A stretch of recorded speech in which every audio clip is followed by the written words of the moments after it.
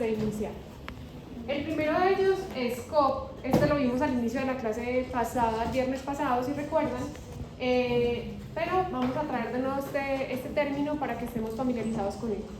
COP son las siglas de coeficiente de desempeño en inglés y básicamente es un coeficiente en el que se relaciona la cantidad de energía que un equipo va a entregar versus la que necesita. Entonces, es como que tanto la relación entre la energía que pone un aire acondicionado para enfriar versus la energía que va a demandar de la red eléctrica, por decirlo de alguna manera. Entonces, entre mayor sea ese número, mayor eficiencia va a tener ese sistema. Entre menor sea el número, menor eficiencia. Aquí está esta línea en la mitad porque normalmente un equipo que tenga de 2 o menos COP es un sistema que suele ser menos eficiente y por encima de 2 es un sistema que puede considerarse más eficiente. Este dato, ¿cómo podemos definirlo? Si lo estoy trabajando en un proyecto real, en el que tengo un sistema de aire acondicionado real, lo que tengo que hacer es pedir una ficha técnica y en la ficha técnica encuentro esa información. Si no estoy trabajando sobre un proyecto real, tenemos dos caminos. Uno es trabajar con el estándar ASRAE 90.1 que define para cada uno de los sistemas un COP determinado. Entonces, no sé, si por ejemplo es un sistema con chiller enfriado con aire, tiene un COP de 3.8, eso lo dice el programa. Otro camino, que es más teórico o hipotético, es dejar el COP en 1. Pero esto nos va a alejar de poder tener datos más reales, nos va a poder permitir identificar un desempeño, nos permite identificar un porcentaje de ahorro, pero no va a ser un valor real, pues, pero es otro camino también. Entonces, en las fichas técnicas vamos a encontrar este dato literalmente así, con la palabra COP. En algunos casos vamos a encontrar solamente las que dicen EER o algunos que dicen SEER. Realmente, al final, todos hablan de eficiencia. El programa Design Builder solamente me va a pedir COP, es el único valor y coeficiente que es válido para el programa. Entonces, si por ejemplo tengo una ficha técnica en la que solamente me están dando el EER, lo que puedo hacer es buscar en Google EER a COP y es como pues hace la conversión, porque al final es un coeficiente también de eficiencia, lo que pasa es que es con otras unidades diferentes a las que considera Design Builder.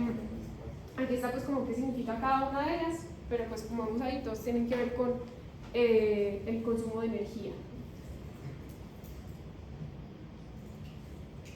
Cuando analizamos el consumo de energía por aire acondicionado o por iluminación o por equipos, siempre vamos a entender que tiene como dos puntos de análisis. Uno es en el momento en el que está ocupado el espacio.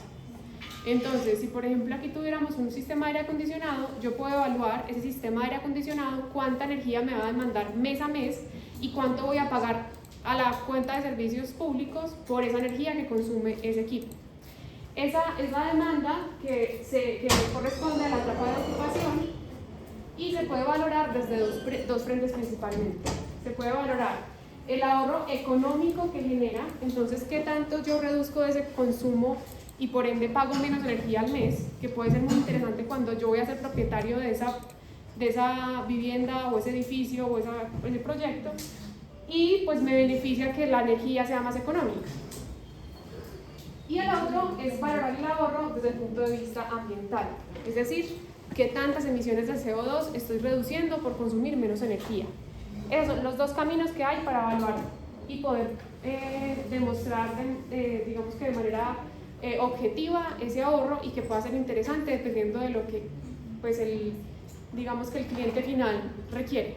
Entonces, por ejemplo, si tenemos un edificio de oficinas en el que ese edificio se está certificando LEED, por ejemplo, de pronto al propietario no le va a interesar que los que ya vayan a ocupar y arrendar ese edificio paguen menos energía. A la final ese propietario no va a pagar la energía, la paga el que lo va a ocupar.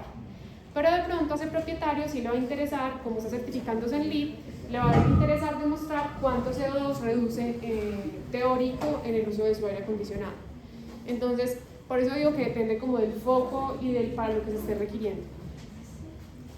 Cuando hablamos de costos de energía, básicamente lo que nos va a dar el programa es un ahorro en kilowatts, o sea, un ahorro en energía, de diario, horario, mensual, anual, dependiendo del periodo que yo esté analizando. Y para identificar cuánto estoy ahorrando, pues existen documentos oficiales de las empresas públicas de servicios de los diferentes municipios. Por ley tienen que emitirlo mes a mes de cuánto vale un kilowatt, dependiendo del estrato, dependiendo del uso. Entonces, a la final, si yo descubrí que mi proyecto está ahorrando 100 kilowatts y el kilowatt en mi municipio vale 1.000 pesos, entonces estoy ahorrando 100.000 pesos al mes. Entonces, más o menos, esa es como la lógica detrás de ese cálculo de ahorro en dinero, que puede ser muy interesante cuando, nuevamente, como les decía ahorita, quien está diseñando y construyendo el proyecto va a ser el que lo va a ocupar. Por ejemplo, para una vivienda esto es muy interesante porque la persona que va a ocupar esa vivienda pues va a ver el ahorro directamente de ese consumo mes a mes. Entonces puede ser que ahí uno dice, bueno, va a invertir en un aire acondicionado de pronto más eficiente y en vidrios de control solar y en tal muro con tal propiedades, pero esa inversión se va a ver respaldada pues, ¿cómo se dice esto? Pagada pues con el tiempo, pues con ese ahorro en la energía que se va a ver. Y el segundo son las emisiones de CO2, que es lo mismo. Colombia emite año tras año cuál es el factor de emisión de CO2 por kilowatt. Entonces, por ejemplo, dice que para el 2024 es 0.012, no me acuerdo en este momento, ahorita lo vamos a ver. Entonces, si yo estoy ahorrando 100 watts, pues multiplico esos 100 watts por esa unidad y me dan las emisiones de CO2 que estoy ahorrando, que estoy evitando emitir versus un caso base. Estos links entonces están ahí en la presentación. Esta presentación también ya está en la carpeta y está ahí pues para que puedan acceder. Aquí puse el ejemplo de Pasto, pues considerando que estamos aquí para que pues sepan que está disponible pues para el contexto en el que usualmente trabajarán. Aquí entonces están todos los meses.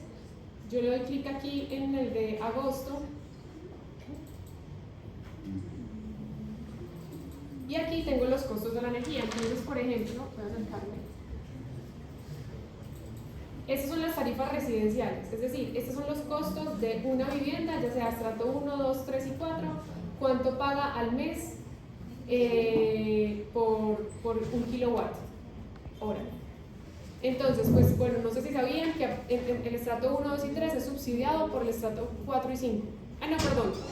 El estrato 4 no subsidia a nadie ni nadie lo subsidia. Y el 5 subsidia al estrato 1, 2 y 3. Por eso el estrato 5 y 6 paga más que el estrato 4, pues es el que más paga. Aquí, por ejemplo, habla de que el 20% de lo que pagan los estratos 5 y 6 es para subsidiar estos estratos de acá. Ese es el costo de la tarifa con subsidio. Entonces, estrato 1 paga, aquí sería la primera celda porque dice de Sedenar, que eso es cuando la red es propia de la empresa prestada de servicios, que es lo usual. Entonces, por ejemplo, aquí dice que el kilowatt vale 433 pesos versus 1.164, que es lo que paga una persona que vive en estrato 5 y 6. Esto para tarifas residenciales. Para tarifas no residenciales, es decir, oficinas o comercio, aquí tendríamos como los usos. Este es oficial y especial y comercial, industrial y provisional. El valor sería este que está acá, 970 pesos o 1.164 pesos. Entonces, al final, si yo estoy identificando cuántos kilowatts estoy ahorrando con un sistema de aire acondicionado, con esta tablita yo puedo decirle a una persona en Pasto cuánto se va a ahorrar si instala, si implementa tales estrategias de diseño pues, que esté proponiendo. Este ejercicio lo vamos a hacer ahorita para que sepan y para que vayan descargando la hojita, aunque creo que la pegué en la carpeta. Creo que esta la pegué en la carpeta para que lo tengamos a la mano. Y la otra, el otro link, este sí es a nivel país, esta de acá, es un decreto, una resolución expedida por la UPME, que es la Unidad de Planeación Minero-Energética, y esta básicamente pues nos va a servir esta hojita de acá a la que estoy yendo, este valor de acá, voy a acercarme un poquito, y este es el factor de emisión para inventarios de gases de efecto invernadero. GEI, es gases de efecto invernadero. Al final todos los gases de efecto invernadero se traen a CO2, por eso aquí dice CO2 equivalente. porque hay diferentes gases de efecto invernadero, no solamente el CO2, pero siempre se van a dar en esta unidad, toneladas de CO2 equivalentes por cada megavatio por hora. Entonces, esto quiere decir que esta es la emisión en un país como el nuestro por la energía. ¿Por qué digo? Porque hago claridad en un país como el nuestro, porque ese factor de emisión va a depender del mix de energía de cada país. En Colombia, más o menos el 80-90% de la energía es generada por hidroeléctricas, que en teoría es una energía limpia, en teoría porque igual tiene otros impactos ambientales asociados, que no son emisiones de CO2, sino pues ya relacionados con impacto a los ecosistemas y demás, pero si lo medimos en CO2 es una energía limpia, versus países, no sé, como por ejemplo Estados Unidos o, bueno, en este momento no se me ocurre otro, pero muchos países producen energía ya con sistemas que generan emisiones de CO2 de manera muy contundente, como las plantas generadas con carbón, que son como la planta de energía que más CO2 emite. Entonces este valor también va a ser importante y también lo vamos a trabajar ahorita. Esto lo que nos va a permitir es identificar en toneladas de CO2 cuánto estamos reduciendo con medidas pasivas, por ejemplo, para un sistema de aire acondicionado. Entonces esto en etapa de ocupación. Adicional a esto, también hay otro aspecto que se puede evaluar con estos mismos datos que estamos teniendo, y es ya en la etapa de construcción. Construcción. Aquí también tiene que ver el enfoque que tenga el proyecto. Entonces, si volvemos al escenario en el que hablaba de las oficinas que no van a ser ocupadas por quien lo construye, sino que van a ser arrendadas, por ejemplo, las oficinas, pues a ese propietario no le va a interesar qué tanto se ahorra en la fase de ocupación, pero sí en la fase de construcción. Cuando hablamos de sistemas de aire acondicionado en fase de construcción, hablamos de un indicador que se llama toneladas de refrigeración. ¿Lo han escuchado antes? No. Bueno. Un ingeniero mecánico que diseña sistemas de HVAC, o sea, aire acondicionado y ventilación mecánica, dimensiona su equipo en relación a toneladas de refrigeración. Y esas toneladas de refrigeración responden a las cargas térmicas que hay en un espacio. Entonces, básicamente es como la cantidad de frío que tengo que inyectar en un espacio para que se enfríe a cierta temperatura. Entonces, al final, como esa cifra que ayuda a dimensionar ese equipo, tanto el tamaño de pues como del equipo en sí, como motores y demás, como el tamaño de ductos, tamaño de salidas, bueno, da las dimensiones de todo esto. Y usualmente los sistemas de HVAC se cobran por toneladas de refrigeración. Entonces, si este espacio tiene 2 toneladas de refrigeración, me va a valer, no sé, voy a poner cualquier cosa, 20 millones su instalación. Pero si el de acá al lado, a pesar de que tenga la misma área, tiene más carga, pues de pronto va a tener 4 toneladas y me va a valer más.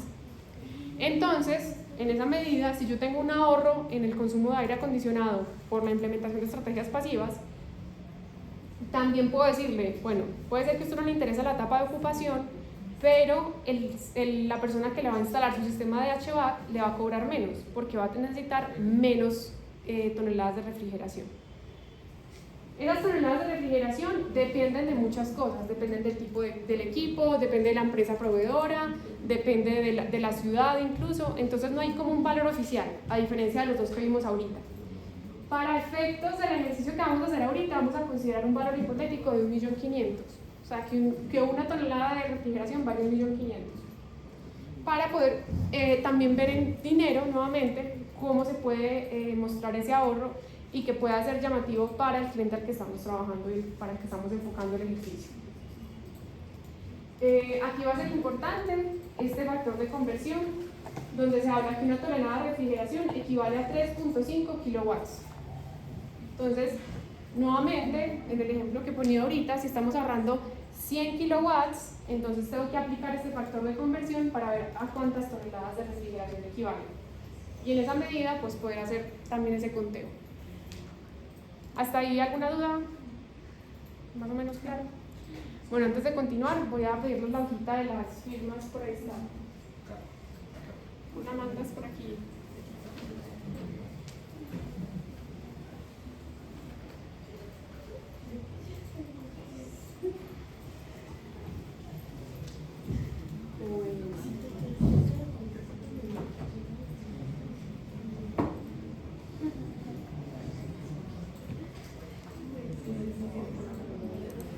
Entonces, esto es a lo que vamos a llegar con el ejercicio de ahorita. Este es un ejemplo de un caso base de diseño que teníamos, y en este le empezamos a implementar diferentes estrategias. Entonces, cómo era con vidrio claro, cómo era con un vidrio de control solar de